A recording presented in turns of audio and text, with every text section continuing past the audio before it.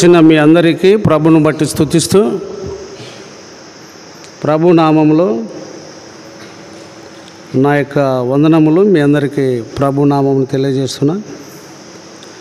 ఇది 5వ నెల మొదటి పునరుత్థాన దినం.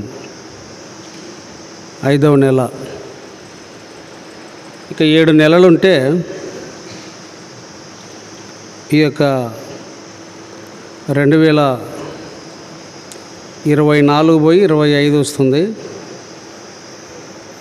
కాబట్టి సమయాన్ని మనమే వెంబడించాలి, కానీ సమయము మనలను వెంబడించదు. ఇది ప్రతి ఒక్కరూ గ్రహించుకోవాల్సిన విషయమై ఉన్నది. అలా గుర్తించే వాళ్ళు చాలా అరుదు. సమయము ముందెళ్ళిపోతుంది, మనం సమయం వెంబడి వెళ్ళాలి, లేక సమయాన్ని సద్వినియోగం చేసుకోవాలి అన్నటువంటిది చాలా అరుదు. మనం చదువుకున్న లేఖన భాగంలో 147వ కీర్తనలో 6వ వచనం మొదటి లైన్ మాత్రం, 147 కీర్తన 6వ వచనం మొదటి లైన్ మాత్రమే. అందరూ కలిసి చదువుకుందాం. కానివ్వండి, చాలు. మరొకసారి అదే మాట, అదొక లైనే. మరొకసారి,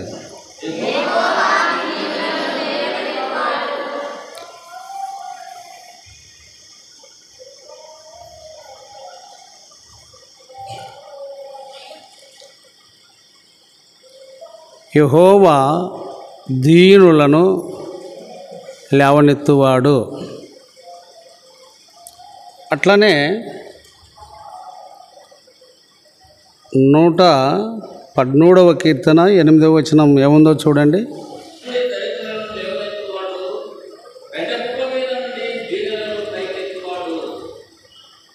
నలభై 47వ కీర్తన స్వపరీక్ష. అంటే ఎవరికి వాళ్ళు కొంత ఆలోచన చేసుకోండి. ఆయన ఎవరిని లేవనెత్తువాడు?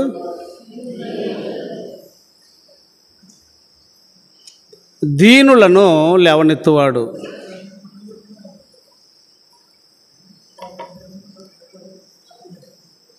ఆయన దీనులను లేవనెత్తువాడు.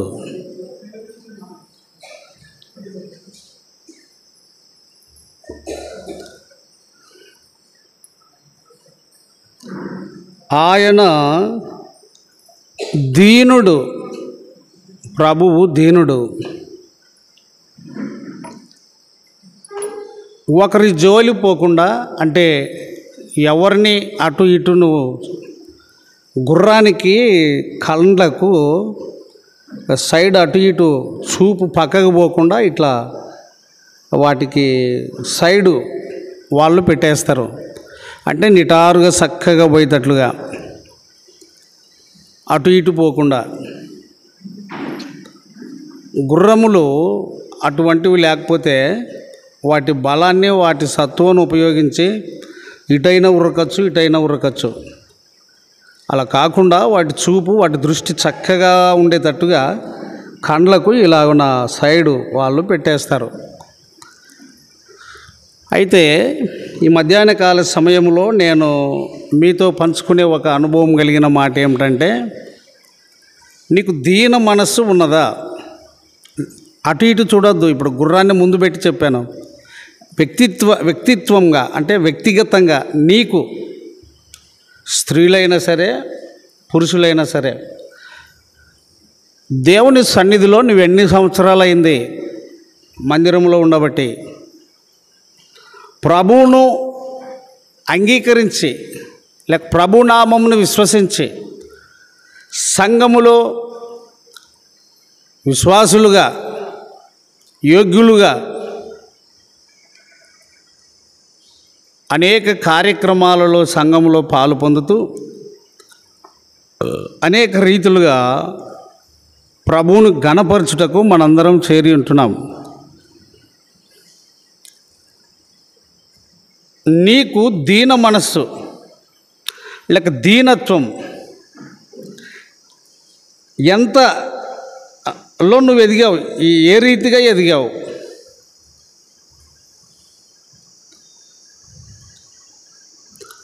ఇక్కడ సౌలును దావీదును మీకు పరిచయం చేస్తూ చాలాసార్లు చదివించాను. సౌలు ఇశ్రాయేలు ప్రజలకే రాజు, దావీదు కూడా ఇశ్రాయేలు ప్రజలకే రాజు. మొదటి రాజు సౌలు, రెండవ రాజు దావీదు. ఇద్దరిని అభిషేకించిన వాడు సమూయేలే. ఇద్దరిని అభిషేకించిన వాడు సమూయేలే. అయితే సౌలు దావీదును చంపాలని వచ్చినప్పుడంతా దావీదు చేతికే సౌలు దొరికేవాడు.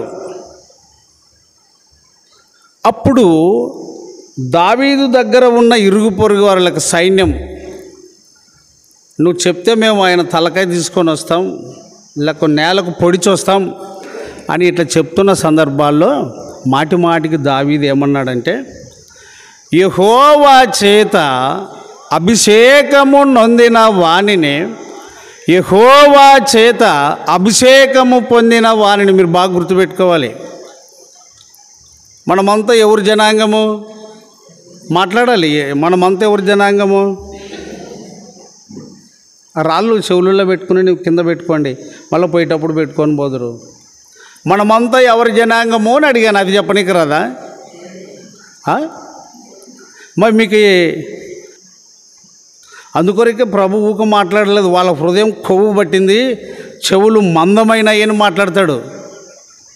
సేవకుడు, ఒక పనివాడు ఇక్కడ నిలవబడి ఒక మాట అడుగుతున్నాడు అని అంటే నువ్వు దానికి జవాబు ఇవ్వాలి. అది రైటో తప్పో నువ్వు ఏదో ఒకటి మాట్లాడాలి. అంటే నువ్వు వినే ఆసక్తిలో ఉన్నావని అర్థమవుతుంది, నువ్వు వింటున్నావని అర్థమవుతుంది. చెప్పుచున్న దేవుని మాటలతో నువ్వు ఏకీభవిస్తున్నావని అర్థమవుతుంది. సౌలు దావీదును చంపాలనుకొని పోయినప్పుడంతాను దావీదుకే దొరుకుతున్నాడు సౌలు. దావీదు దగ్గర ఉన్నటువంటి వారు చాలా సందర్భాలలో ఊక ఎందుకయ్యా ఇదంతా సమస్య, నువ్వు అను, మేము ఆయన్ని భూమికి నాటేసి వస్తాం, లేక తలకాయ తీసుకొని వస్తాం అంటే అప్పుడు దావీదు అన్నాడు, యెహోవా చేత అభిషేకము పొందిన వానిని నేను చంపను. ఇద్దరు ఒక దేవుని నామముననే అభిషేకింపబడిన వారు, ఇద్దరు ఒక జనాంగమునకే రాజులు. మరి మేమిద్దరము పెనుగులాడితే, మేమిద్దరము గుద్దులాడితే లోకానికి ఎట్లుంటుంది, సాతానికి ఎట్లుంటుంది, దేవునికి మహిమ ఎలాగుంటుంది? అందును బట్టి నేను ఏమడిగాను అంటే, సౌలుకు జమ అవుతారా, దావీదుకు జమ అవుతారా? మనం ఎవరి జనాంగము? రాయి తీసుకొని కొడితే కనుక మీ తలకాయ జిర్రుమన్నదనమాట. అట్లా పలకరు మీరు. పలకలేరా? నెల అయిందా అన్నం తిని? ఎవరి జనాంగము అని అడుగుతున్నా నేను. ఎవరి జనాంగం అన్నా అంటే దేవుని జనాంగం అంటే ఒక నామమునకు చెందిన వారమేనా? ఒక నామమునకు చెందిన వారమేనా? ఒక నామము చేత అభిషేకింపబడిన వారు కనుక సౌలు ఏం చేస్తాడో తెలియదు, కానీ దావీదు మాత్రము నేను చంపను. ఆమె క్రైస్తవురాలే, నేను దూషింపను. అతడు క్రైస్తవుడే, నేను దూషించను. అది దేవుని కుటుంబమే, నేను సనగను. ఎప్పుడైనా అన్నావా?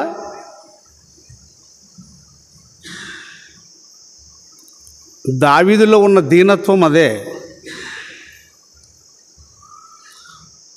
6వ వచనం చదవండి. 147 కీర్తన 6వ వచనం.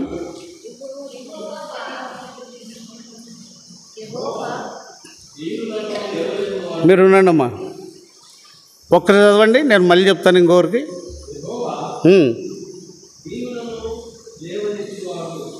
మళ్ళీ చదువు. స్త్రీలలో ఎవరైనా చదవండి.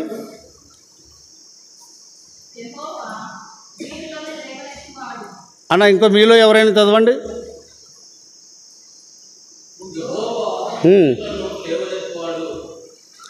138వ కీర్తన 6వ వచనం చూడండి. 138వ కీర్తన 6వ వచనం.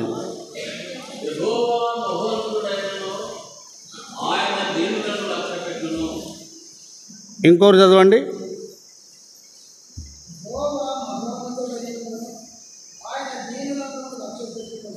ఎవరిని లక్ష్య పెట్టును?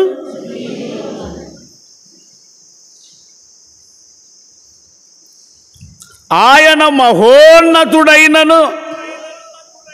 ఆ మాట నాకు చాలా ఇష్టం. అంటే బైబిల్ అంతా ఇష్టం కాదా అని అంటే ఇష్టమే, బైబిల్ అంతా ఇష్టమే. ఇది ఎంత హైలైట్ అంటే ఆయన మహోన్నతుడైనను, ఆయన మహాగణుడైనను. ఆ మాట యెషయా గ్రంథంలో చూద్దాం. అది అట్లా ఉంచుకోండి. కీర్తనలు యెషయా గ్రంథము 57వ అధ్యాయము.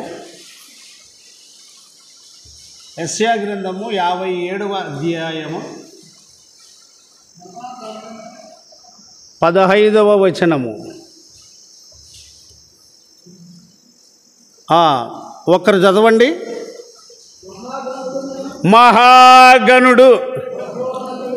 నిదానంగా, ఏం తొందర ఏం లేదు. అక్కడ ఏం చదువుకున్నాం? యెషయా కీర్తనల్లో 138:6.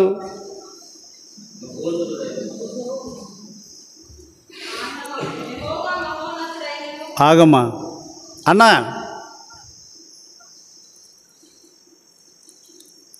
దీనత్వము నీకు లేకపోతే, అమ్మా నీకు దీనత్వము లేకపోతే,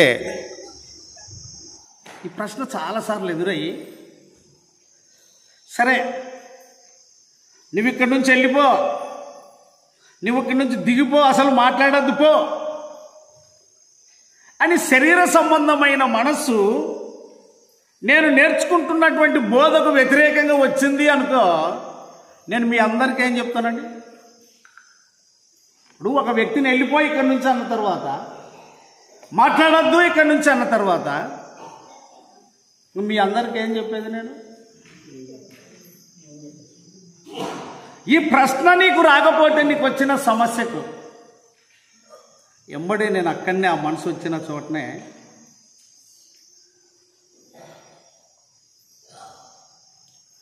ప్రభువా సాతాను దూరం చెయ్యి.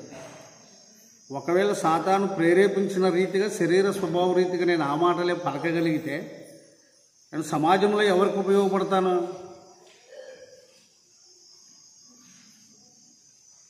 నేను ఎవరికి ఉపయోగపడతాను? అపవాది ఎవరిని మృంగుదునాన్ని గర్జించు సింహం వలె వస్తాడు నీ విశ్వాసమును పాడు చేయుటకు, నీకు సాక్ష్యం లేకుండా చేయుటకు, నీకు సాక్ష్యం లేకుండా చేయుటకు, నిన్ను పనికి మాలిన వాడి కింద చేయుటకు. నాబాలు వలె, నాబాలు పనివాడన్నాడు అబిగేలు దగ్గరికి వచ్చి. మన యజమానుడు బహు పనికి మాలిన వాడు, ధనవంతుడే, ఐశ్వర్యవంతుడే, కానీ పనికి మాలినవాడు. నాకు వచ్చిన సమస్య ప్రతి వారికి వస్తుంది. వాక్యము వింటావు, సరిచేసుకోవాలని తీర్మానం నీకు వస్తుంది. ఇక మీదటి నుంచి దీన మనసు కలిగి ఉండాలి అని అనుకుంటున్నావు, కానీ శరీరం అడ్డొచ్చేస్తుంది, శరీర సంబంధమైన మనసు అడ్డొచ్చేస్తుంది. దానికి లోబడతారు తొందరగా. అయితే ఆత్మీయంగా క్రీస్తును అంగీకరించినటువంటి నీవు వెంటనే వాక్యాన్ని ఆధారం చేసుకొని ఆ స్వభావం తొలగిపోయే వరకు నువ్వు నీ మనసులో ప్రభువుని స్తుతించాలి, ప్రార్థించాలి. ప్రభువా నేను మానవుడను, నేను సోదరులకు నిలవలేను, సోదరులు జయించిన దేవుడవు నువ్వు నాకు సహాయం చేయాలి, నువ్వు నాకు సహాయం చేయాలి. నేను ఎందుకు ఈ మాటలు మీతో పంచుకుంటాను అనంటే, దీనత్వము నీ దగ్గర తొలగిపోయిన తర్వాత దురాత్మనే నీ దగ్గరికి వచ్చేది. 1 సమూయేలు 18వ అధ్యాయము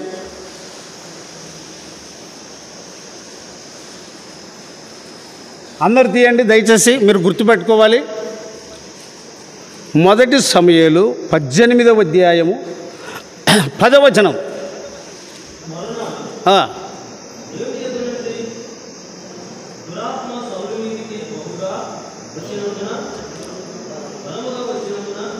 చాలు 9వ వచనంలో ఏముంది?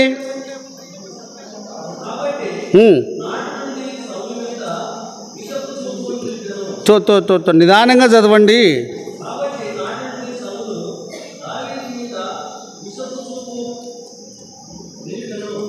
నా వైపు చూడండి.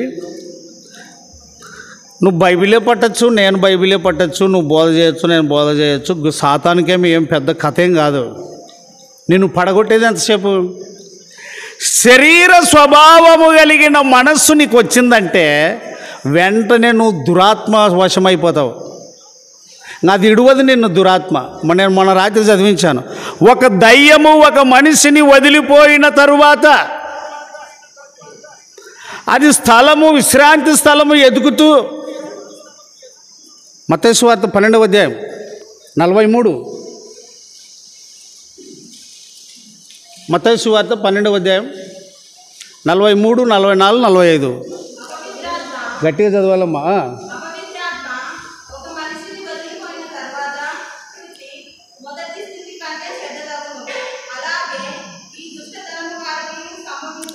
అమ్మా, నీవు దురాత్మను కలిగి ఉంటానంటే ఉండు, కానీ నీకు నెమ్మది ఉండదు. నీ నుంచి నీ పిల్లలకు నెమ్మది ఉండదు, నీ కుటుంబంలో ఎవరికి నెమ్మది ఉండదు. నువ్వు ప్రభువు మాటకు చోటివ్వాలి. ప్రధాన నాయకుడు సౌలు, ఇశ్రాయేలు ప్రజలకు. సౌలు చెడిపోయేది సాతానుకి ఇష్టం, శరీర స్వభావానికి ఇష్టం. సౌలు చెడిపోతే ఇశ్రాయేలు ప్రజలందరూ చెడిపోవచ్చు. దావీదు చెడిపోతే ఇశ్రాయేలు ప్రజలందరూ చెడిపోయేకి అవకాశం ఉంది. నీవు చెడిపోతే నీ కుటుంబం అంతా నాశనం అవుతుంది అనేది అపవాదికి తెలుసు. ఇది నువ్వు గుర్తించవు. అంటావు, లోపల బింకం పెట్టుకుంటావు. విషపు చూపు నిలిచాను, దురాత్మ వచ్చాను, ఇంకా ఇప్పుడు నిన్నెవడు బాగు చేయలేడు. నువ్వు ఎల్లప్పుడూ దీన మనస్సు కలిగి ఉండుటకు ప్రయత్నించాలి. Day and night, afternoon and evening, morning, afternoon, evening, night, any time నువ్వు దీన మనస్సు కలిగి ఉండుటకు ప్రయత్నించాలి. బాగా గుర్తుపెట్టుకోండి. ఆయన ఎవరిని లేవనెత్తువాడు? ఉందా నీకు దీన మనస్సు? లేకపోతే దురాత్మ వస్తుంది, లేకపోతే విషపు చూపు వస్తుంది. చాలా జాగ్రత్త. నువ్వు బాగుపడలేవు, నీ పిల్లలు బాగుపడలేరు, నీ భార్య బాగుపడదు. నీ ఇంటిలో ఎప్పుడు ఇక విషపు చూపు, దురాత్మనే వచ్చేది. ముఖంలో కళ్ళు ఉండదండి, ముఖంలో సంతోషం ఉండదు. అని చెప్తున్నాను అని అంటే, కుటుంబమే సంఘము, సంఘమే కుటుంబం. కుటుంబములో అనుభవం లేకపోతే సంఘములో నువ్వు దేనికి పనికిరావు. బాగా గుర్తుపెట్టుకోండి. కుటుంబమును అనగబట్టుకోకపోతే, కుటుంబమును స్వాధీనపరుచుకోకపోతే నువ్వు సంఘములో పనికిరావు దేనికి. స్వాభావికంగా యవనస్తుల్లో మూఢత్వము వచ్చును. వాక్యములో ఉన్నది. స్వాభావికంగా యవనులలో మూఢత్వము వచ్చును. బాలుడు సహితము తన నడువడి ఎటువంటిదో తన నడువడి ద్వారా తెలియపరచును. శ్రద్ధతో వినాలి, ఇక్కడ వినాలి.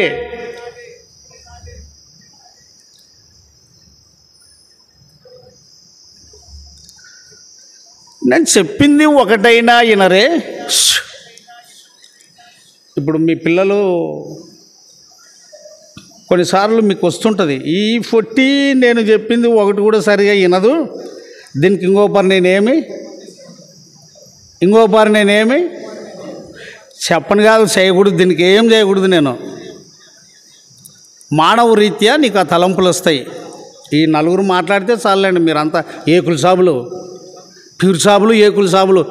ఈడ దేవుడు ఉంటే అంత ఉండండి, మా నుంచి ఆయన దేవుడు అన్నట్టుంది మీకు గర్వం. ఏం మాట్లాడడానికి రాదా మీకు?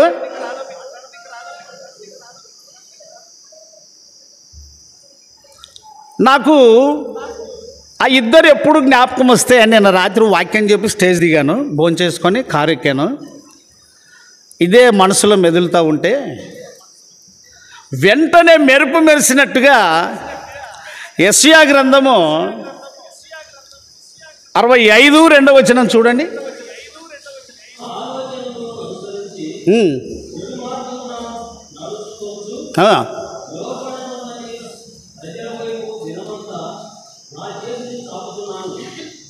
ఇంకోటి చదువు, రత్నమన్న చదువు.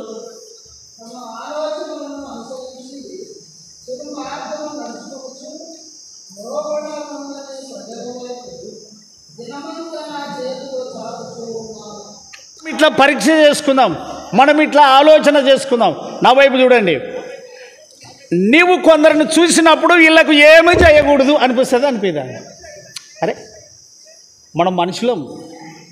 ఇప్పుడు నీకు కొందరు ఉంటారు, ఈయనకి మాత్రం ఏం చేయకూడదు, చేయాలనుకున్నట్టు కానీ ఏం చేయకూడదు అంటే నీలోనే రెండు. నువ్వెవరికి చెప్పవు, చెప్తే బాగలేనోడైనా బయటపడుతుంది, కానీ నీకు నీవే వానికి చేయాలనుకుంటా అంతో ఇంతో, వానికి చేయకూడదు అనుకుంటావా? అనుకున్నావా? గట్టిగా మాట్లాడు. అమ్మా మీరు కూడా అంతే, దానికి ఏం చేయకూడదు వస్తుంది రాదా? రైట్. మరి అప్పుడు నువ్వు ఏం మింగాలి? వాక్యము. బ్రతికించను, నీ వాక్యము నన్ను బ్రతికించను అంటే ఈడ లోబడనొల్లని ప్రజల వైపు.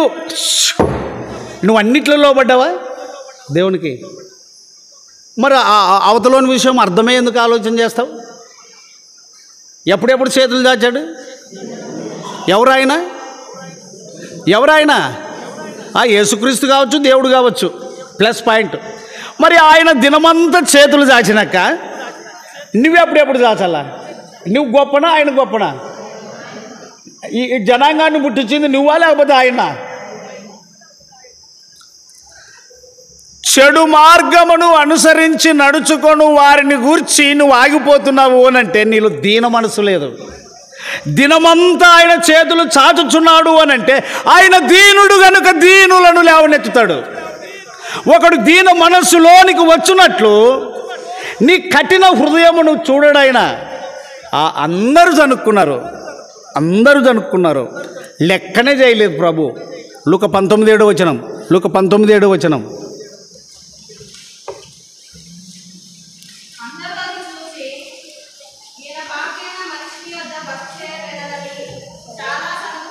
ఆగండి. మనం ఎవరన్నా ఏదన్నా సనుక్కునే లోపల వెంటనే ఆగుతాం.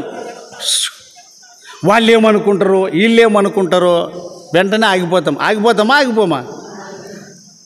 అమ్మాయి ఆగిపోతామా? ఆగిపోమా? ఇదంతా చర్చే. టేబుల్ కాడ నుంచి అవతల కూడా చర్చే. మీరు చర్చ కాదనుకునేం కదా, అంత చర్చే. అయితే అందరూ సనిగారు, ఆయన ఆగాడా? హృదయ రహస్యములు ఎరిగిన వ్యక్తి కనుక ఎవరు సనిగినా నేను ఆ ఇంటికి పోతేనే రక్షణ కార్యం జరిగేది, ఈ ఊర్లో మార్పు వచ్చేదని దేవునికి తెలుసు.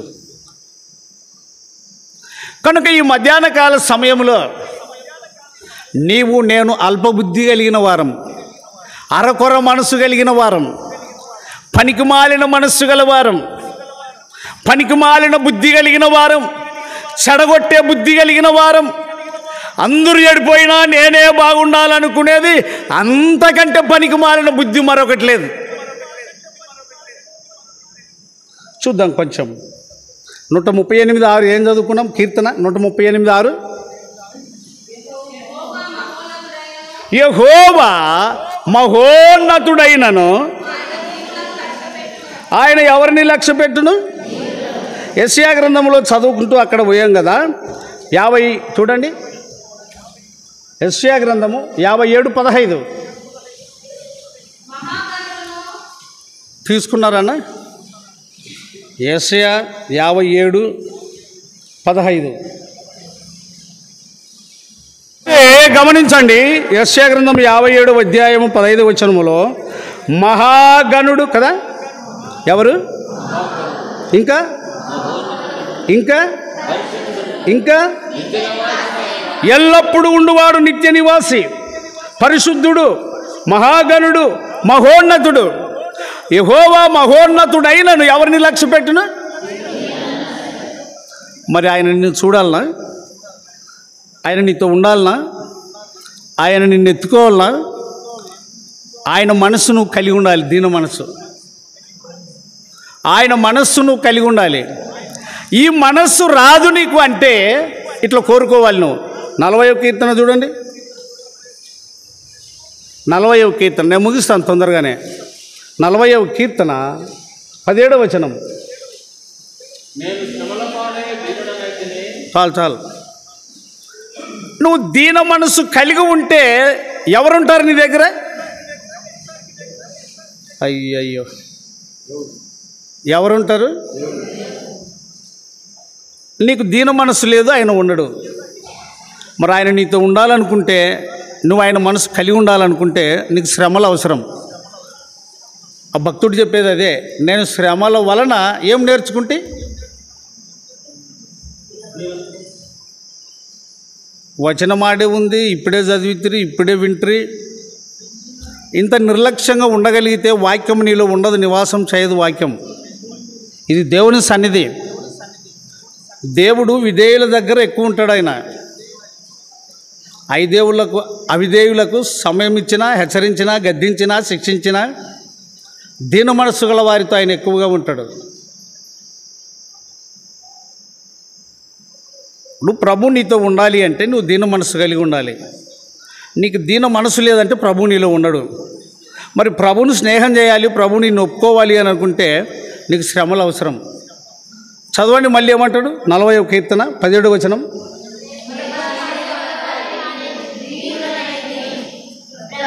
చాలు ఆగండి. ఆడపిల్లలకు నేను చెప్తా, నా వైపు చూడండి. మీకు దీన మనస్సు అనేది రావాలి అని అంటే మీరు చదువుతున్నారు ఇప్పుడు అంతవరకే, కానీ ఇవన్నీ మీకు అర్థంగా చదువుతారు, చదవచ్చు కాబట్టి చదువుతారు. ఈ దీన మనస్సు అనేది నీకు రావాలి అని అంటే ఒక 3 ఏళ్ళు నువ్వు అడిగిన బట్టలు మీ అమ్మ తేలేదంటే దాంట్లో సంతోషించాలి. అది దీన మనస్సు. 3 సంవత్సరాలు కానీ 4 సంవత్సరాలు కానీ ఇది మీకు పట్టదు గిట్టదు. ఎందుకనంటే యుక్త వయసు వస్తూ ఉంది కాబట్టి. కానీ ప్రభు బిడ్డవైతే, వాక్యమును అంగీకరించిన దానవైతే, యేసుక్రీస్తును అంగీకరించిన దానవైతే, నీ యవ్వనాన్ని ప్రభుకు సమర్పించుకోవాలి అనుకోగలిగితే, దీన మనసు నీకు రావాలి అని అంటే నీ కోరికల ప్రకారంగా నీ అలలు, ఊహలు, తలంపులు, మేఘములు పరిగెత్తినట్టుగా ఆకాశంలో నీ మనసు పరిగెత్తినట్లు నువ్వు పోవాలి అనుకుంటే ప్రభు నీ దగ్గర ఉన్నాడు. కన్యమరి అలా ఉన్నది కనుక ప్రభు పుట్టాడు ఆమె కడుపులో. అన్నా, ప్రభు నీతో ఉండాలి అనుకుంటే నీకు దీన మనసు అవసరం.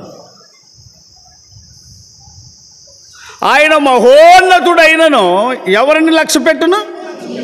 చూడండి, గట్టిగా చదవండి ఒకసారి ముక్త కంఠముతో. 138వ కీర్తన 6వ వచనం చదవండి గట్టిగా. ఆగు, అందరు తీసుకోండి. 1 2 3.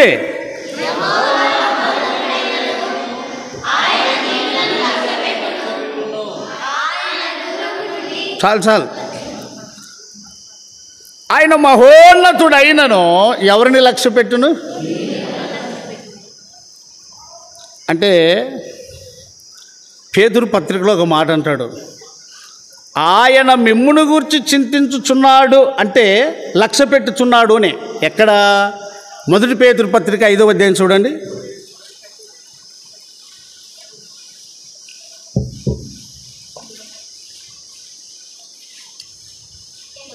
7వ వచనం. చింతించుచున్నాడు అనే కాడ ఒక చిన్న అంకె ఉంటుంది. ఏమి చేయుచున్నాడు?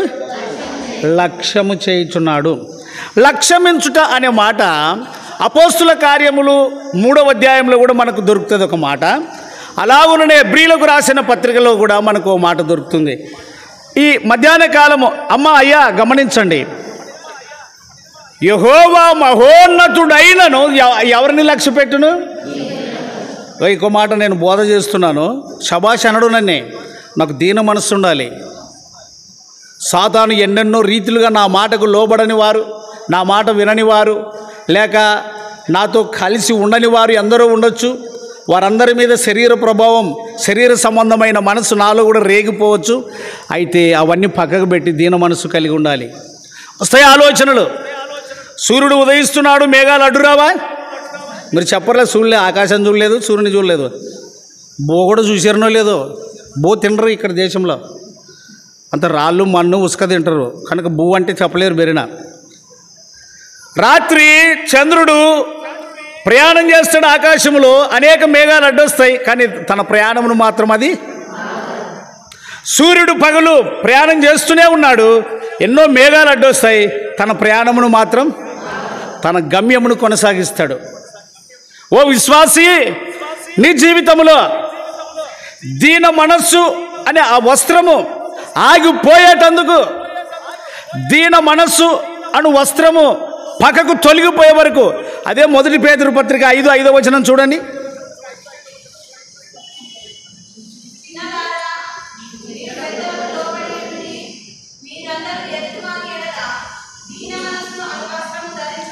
దీన మనస్సు అకో ప్రార్థన చేయొచ్చు, చాలా సులభం. మోకాళ్ళ మీద ఉండి ఒక 5 నిమిషాలు ప్రార్థన చేయకూడదా? ఇదేం పెద్ద కథనా? కొందరు మోకరిస్తే దీన మనస్సు కలిగి ఉండదు, కొందరికి దీన మనస్సు ఉంటే కొందరు మోకరించరు, కొందరు మాటి మాటికి మోకరిస్తారండి. దీన మనస్సుతో కూడినటువంటి వినయ విధేయత. ఆయన ఎవరిని లక్ష్య పెట్టును? ఆయన మహోన్నతుడైనను ఎవరిని లక్ష్య పెట్టును? ఉందా నీకు దీన మనస్సు?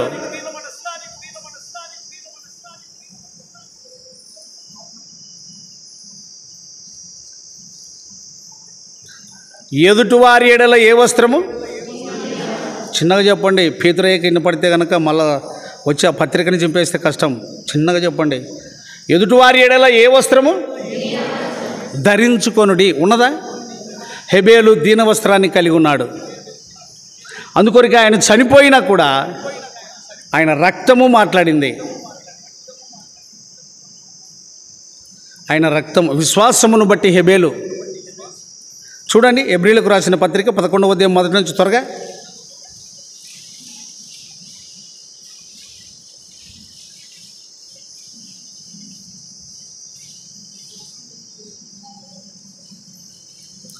మొదటి నుంచి, హెబ్రీ 11 మొదటి నుంచి, అదంతా విశ్వాసుల పట్టిక. గట్టి చదువాయి గారు. నిరీక్షింపబడు వాటి యొక్క నిజ స్వరూపమును అదృశ్యమైనవి ఉన్నవనటకు రుజువునై ఉన్నది. దాన్ని బట్టి పెద్దలు సాక్ష్యం పొందిరి. ప్రపంచములు దేవుని వాక్యం వలన నిర్మాణమైనవనియు, అందును బట్టి దృశ్యమైనది కనబడేడు పదార్థములచే నింపబడలేదనియు విశ్వాసం చేత గ్రహించుకొనుచున్నాము. ఇంకా విశ్వాసం బట్టి హేబేలు కయీను కంటే శ్రేష్టమైన బలి దేవునికి అర్పించెను. ఇంకా దేవుడు అతని అర్పణను గురించి సాక్ష్యం ఇచ్చినప్పుడు అతడు ఆ విశ్వాసం బట్టి నీతిమంతుడని సాక్ష్యం పొందెను. అతడు మృతి పొంది ఆ విశ్వాసము ద్వారా మాట్లాడుతున్నాడు. ప్రభు స్తోత్రం కలుగును గాక. ఆమేన్. అమ్మ, నీకు దీన మనసు ఎంత ఉంది? ఎన్నేళ్ళైంది ప్రభు సన్నిధికి వచ్చి? మోకరిస్తావు, మంచిది. దీన మనసు ఉన్నదా? ప్రార్థన చేస్తావు, మంచిది. దీన మనసు ఉన్నదా? ప్రభు బలలో పాలు పొందుతున్నావు, మంచిది. దీన మనసు ఉన్నదా? ప్రభు కానుకలు సమర్పిస్తావు, మంచిది. దీన మనసు ఉన్నదా? అన్నా, ఉన్నదా దీన మనసు? ఎవరైనా కనపడితే గౌరవించి వందనాలు పెడతావు, మంచిది. దీన మనసు ఉన్నదా? మందిరానికి వస్తే మోకరించి ప్రార్థన చేస్తావు, మంచిది. దీన మనసు ఉన్నదా? అన్నా, నా వైపు చూడాలి. ఓ పుస్తకం పట్టుకొని ప్రభువుని గాన ప్రతిగానం చేస్తూ కీర్తనల ద్వారా దేవుణ్ణి ఆరాధిస్తావు, మంచిది. దీన మనసు ఉన్నదా? చెప్పాలనుకున్న సందర్భంలో వాక్యం చెప్తావు, మంచిది. అయితే దీన మనసు ఉన్నదా? సౌలుకు కలిగిన దురాత్మను బట్టి దావీదును చాలాసార్లు చంపాలనుకున్నాడు, కానీ దావీదుకే దొరికిపోయాడు. దావీదు దగ్గర చాలామంది పనివారు దొరికిండు కదా, మాకు చెప్తే కూడా మేము నాటొస్తాం, చంపొస్తామని అంటే, యెహోవా చేత అభిషేకం పొందిన వారిని చంపి నిర్దోషి అగుట ఎవనికి సాధ్యం? అతడే చూసుకొనుగాక అన్నాడు. దీన మనస్సది. శత్రువు దొరికితే సంతోషించలేదు. శత్రువు దొరికితే పక్కనున్న వారు చెప్తే పోండి పని చేసుకొని రండి అని చెప్పలేదు. క్రీస్తునందు విశ్వాసం ఉంచిన మనం, దేవుని జనాంగముగా పిలువబడుతున్న మనం, ఒకరినొకరు హెంచేసుకున్నట్లో, ఒకరినొకరు కిందపరుచుకున్నట్లో, ఒకరిని ఒకరు ద్వేషించుటలో నీ పాత్ర ఎంత ఉంది? దీన మనసు. మత్తయి 5:9 అదే. మొత్తం 5:9 అదే. ఆరాధన అంటే ఏమనుకున్నావు? ఒక స్థుతులు అవేమండి, ఒక క్యాసెట్ మాదిరి. ఏమంటే క్యాసెట్లో ఏదైతే ఉంటుందో అది ఆన్ చేస్తే అవే వచ్చేస్తాయి. ఇంకా ఆదివారం నీకు క్యాసెట్ తెలుసు, నువ్వు ఇట్లా కొడితే ఇట్లా అవుతుంది, అట్లా అవుతుంది. నేను మాత్రం పడవసోని ఏం చేసేలేను. ఎవట పలుకులు పలకమనింది నిన్నే?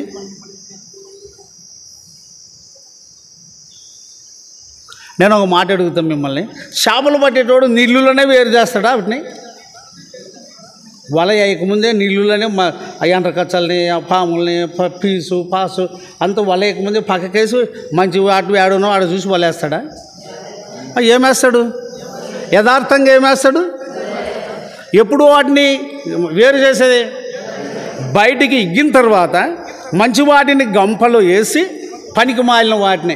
చాలామంది ఇప్పుడే ఇతనగాళ్ళే పరిశుద్ధులు, ఇల్లే దేవుళ్ళు అయినట్ల మేము చాలా మొఖమేంటికి మాడుస్తావురా నువ్వు? పక్క ఒక వ్యక్తిని చూసి ఎందుకు మాడుస్తావు నువ్వు? మనిషిని మొఖం ఎందుకు మాడుస్తావు?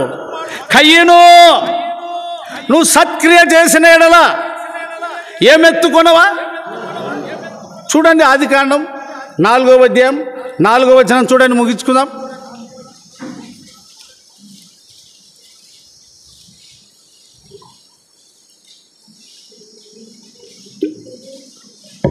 ఆదికాండం 4:4.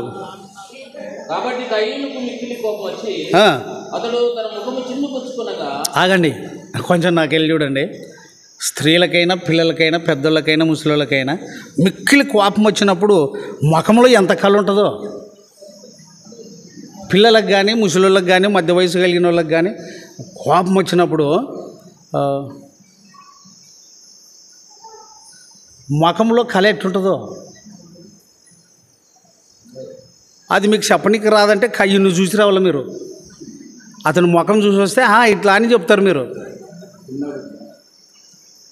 బైబిల్ గ్రంథంలో నెబుకద్నెజరు ముఖం వికారం చేసుకున్నాడు, బెల్షాజరు ముఖం వికారం చేసుకున్నాడు, ఫరో ముఖం వికారం చేసుకున్నాడు, కయ్యను ముఖమంతా మార్చుకున్నాడు, అహాబు ముఖం మార్చుకున్నాడు.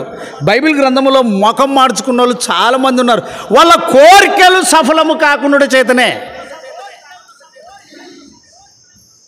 ఇప్పుడు ఈ పిల్లలు అందరూ ఉన్నారు, పాలబుగ్గలు లాంటి మనసు. అయితే ఒకసారి కనుక మీరు ఇట్లా బట్టలు తొడిగేది మంచిది కాదు అని చెప్తే వాళ్ళ ముఖం ఎట్టుంటుంది? పువ్వును తెంచి ఎండకేసి ఉంటారు చూడి, అది సరికాదు. ప్రభు కొరకు I am ready any time, ఎప్పుడైనా సరే నేను ప్రభు కొరకు ఏది చేయుటకైనా సిద్ధమే. అది ప్రభుకి ఇష్టమైనటువంటి మనసు. కయ్యను ఎందుకు ముఖం చిన్నబుచ్చుకొని ఉన్నావు? చదువు ఆ మాట. కయీనును అతను ఎప్పుడూ ఆయన లక్ష్యపడలేదు. కాబట్టి కయీనుకు మిక్కిలి కోపం వచ్చి అతడు తన ముఖము చిన్నపుచ్చుకొనగా, యెహోవా కయీనుతో నీకు కోపమేలా? ముఖము చిన్నపుచ్చుకొని ఉన్నావేమి? నీవు సత్క్రియ చేసినలా తలనెత్తుకున్నావా? చాలు. మంచి పని, మంచి కార్యము, మంచి తలంపుతో నువ్వు నడుచుకుంటే తల ఎత్తుకుంటావు. దేవుని పిల్లల లక్షణం అదే, దీన మనసు లక్షణం అదే. ఆరాధనలో పాలు పొందుతున్న మనము ప్రభువును గూర్చి చూడండి, నా కొరకు ఇట్లా అవుతుంది, అట్లా అవుతుంది, ఇట్లా అవుతుంది, అట్లా అవుతుంది కాదు. ఏమి అయ్యాడో నీ కొరకు నువ్వు ఆ బ్రతకాలి, మాదిరి బ్రతుకు. నోటితో మందిరంలో చెప్పి ఆ రొట్టె అది ఇంతది అదేం నీకు అడ్డమా? అది నీకు అడ్డమా? 120వ కీర్తన. అవు కలహ ప్రియుడు అంటే, చిరకాలము అంటే ఎల్లప్పుడూ నివసించినను అంటే నేను చిరకాలము ఎవరి యొద్ద?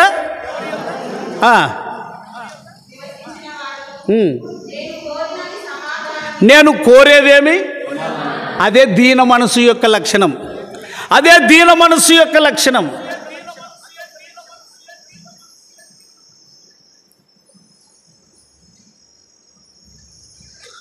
నీకు ఉన్నదా దీన మనస్సు? అందుకొరకు ప్రభు అన్నాడు, నేను ఏ మనస్సు గలవాడను? ఆ మనస్సు నీకు లేకపోతే ఇప్పుడే చదువుకున్న 1 పేతురు 5:5 వచనం నుంచి, ఎదుటివారి ఎడల ఏ వస్త్రము ఉన్నదా? ఈ ఆరాధన సమయంలో ఆ వస్త్రం ఉన్నదా? మీరు ఎట్లా శరీరంతో ఉన్నారో నేను శరీరంతో ఉన్నాను. మీకు ఎలాగూ కలహాలు ఉన్నాయో నాకు అట్లనే ఉన్నాయి, మీకు ఎట్లా సమస్యలు ఉన్నాయో నాకు అట్లనే ఉన్నాయి. కానీ మిమ్మల్ని సరిచేసేది వాక్యమే, నన్ను సరిచేసేది కూడా వాక్యమే. నా బాధలో ఇదే నాకు నెమ్మది అంటే వాక్యమే. వాక్యంతో సరిచేసుకోవాలి. ఇప్పుడు నాకు కానివారు, మీకు అర్థమయ్యాక చెప్తున్నా, నాకు కానివారు వస్తారు నా దగ్గరికి, అయ్యా పలానా దినం ఇట్లా కార్యం ఉంది రా అంటారు. వాళ్ళు నాకు సరిపోలేదు, వారు నా మాటలు వినలేదు కాబట్టి నోరు ముచ్చుకొని పో. ఏం ముచ్చుకొని పో? నా కోరిక నెరవేర్చుకుంటే కానీ ఇంతమంది చెడిపోతారే పబ్లిక్లో నేను మాట మాట్లాడితే. కాబట్టి ఆ మాట మాట్లాడే దానికి ఉండే బదులు నేను సమాధానం కలిగి ఉండాలి. అదే దీన మనస్సు. చాలా కష్టం, ఇది ఇరుకు మార్గం. కాబట్టి ఈ మార్గంలో నుంచి కయ్యను తొలగిపోయాడు, అహాబు తొలగిపోయి మరలా వచ్చాడు. మనం బైబిల్ ఇలా చూడగలిగితే నెబుకద్నెజరు విర్రవీగాడు, గర్వపడ్డాడు, హెచ్చించుకున్నాడు, కానీ గడ్డి మేశాడు. కనుక ప్రభు అయిన యేసుక్రీస్తు అన్నాడు, నేను దీన మనస్సు గలవాడను. ఆయన మహోన్నతుడైనను దీనులను లక్ష్యపెట్టును. ఆయన మహోన్నతుడు, మహాగణుడు, పరిశుద్ధుడు, నిత్య నివాసి. ఎవరి దగ్గర ఉంటానన్నాడు? 57:15 యెషయా 57:15 పూర్తి చేయండి. అది గట్టిగా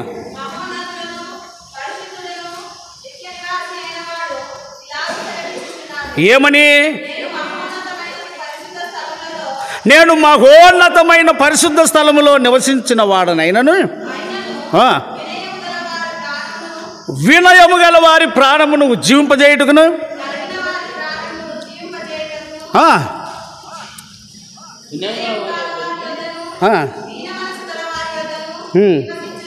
యాడండి నివసించేది ప్రభు? అన్నా గాయకుల దగ్గరన, సింగర్స్ దగ్గరన, సంగీత బృందం దగ్గరన, మంచి స్పీచ్ ఇవ్వగలిగిన వారి దగ్గరన. ఆ చివరి మాట ఎంత బాగుంది, అందరూ చదవండి ఒకసారి గట్టిగా అందరూ. మరి ఒకసారి చదవండి.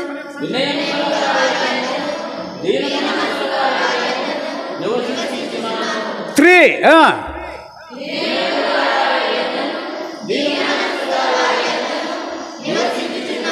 దావీదుకి ఏ మనసు ఉన్నది? యేసేపుకి ఏ మనసు ఉన్నది? హెబేలుకి ఏ మనసు ఉన్నది? అది ఆరాధన.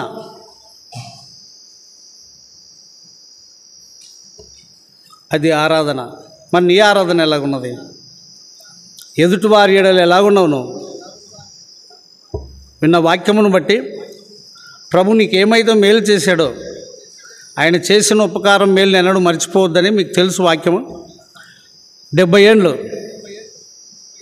నీకెంత ఉంటుంది దానిలైనా వయసు? 50. ప్రభుని నమ్మి ఎన్నేళ్ళు అయింది? 45 ఏండ్లు. అప్పటి నుంచి దీన మనసేనా? సత్యానందమయ్య గారు నువ్వెన్నేళ్ళు అయింది ప్రభుని అంగీకరించి? 37. నీ వయసు 74. నువ్వు ప్రభుని ఎరిగినప్పటి నుంచి దీన మనసేనా? ఉండదు కాదు, నీ అనుభవం చెప్పు వ్యక్తిగతంగా. నీ వయసు ఎంతనా? 56. ప్రభుని అంగీకరించి ఎంతో ముంచో ఒకటి తక్కువ ఎక్కువ చెప్పు. 35. అప్పటి నుంచి దీన మనసేనా? అది స్థిరత్వమా? స్థిరమైన పునాది నీవే. నిజమే, అప్పుడప్పుడు వస్తుంటుంది పోతుంటుంది అని అంటే మరి ఎప్పుడు బలపడాలి? దేవుడు నిన్ను వాడుకోవాలి కదా. దావీదును వాడుకున్నట్టు నిన్ను వాడుకోవాలి కదా. హెబేలును వాడుకున్నట్టుగా నిన్ను వాడుకోవాలి కదా. నోవహును వాడుకున్నట్టుగా నిన్ను వాడుకోవాలి కదా. నమ్మకమైన వారిని, స్త్రీలనైనా సరే పురుషులనైనా సరే దేవుడు వాడుకుంటాడు. కన్యమరియను వాడుకున్నాడు, ఎలిజబెత్ను వాడుకున్నాడు. స్థిరంగా నువ్వు ఉండాలి, నేనుండాలి, మనం ఉండాలి. విశ్వాసమందు నిలకడ. అందుకే సహవాసం కదా. అప్పుడే కదా దీన మనస్సు మనలో పరిపూర్ణంగా ఉండేది. చూడు ఆ మాట ఉన్నదో లేదో. 1 కొరింథీ 16:13 వచనం. 1 కొరింథీ 16:13.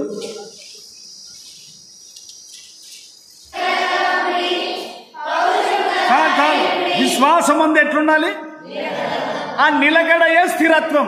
ఆ స్థిరత్వమే స్థిరమైన పునాది. ఆ స్థిరమైన పునాదే ప్రభు అయిన యేసుక్రీస్తు.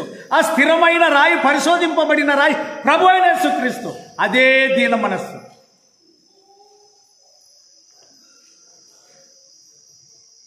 వస్తాయి శోధనలు రావని ప్రభు చెప్పలేదు, అభ్యంతరాలు రావని ప్రభు చెప్పలేదు. మరియమ్మ మేము బోధించుంది, మార్త మేము చెడగొడుతుంది. అంటే మేసే గాడిది అంటే అయిపోతుంది, లేచి చూస్తుంది. ఇంకా ఆడి వచ్చి దీని తలకాయ దాని తలకాయ ఇట్లా రుద్దుకుంటా అట్లా రుద్దుకుంటా కింద పడుకుంటా లేచుకుంటా అరుచుకుంటా. కానీ స్థిరంగా ఉన్నది మరియమ్మ, కదలలేదు. అదేమక్క ఇప్పుడు గుట్టుకుమంటే ఆ పనులేం వస్తాయా? సమయం దొరికింది, అసే పాదాల దగ్గర కూర్చోవాలి. కూర్చో నువ్వు కూడా. మనసులోనే అనుకునేది గట్టిగా అనుకున్నా. ఎవరు? మరియమ్మ. ఎవరిని గురించి? వాళ్ళ అక్కన గురించి.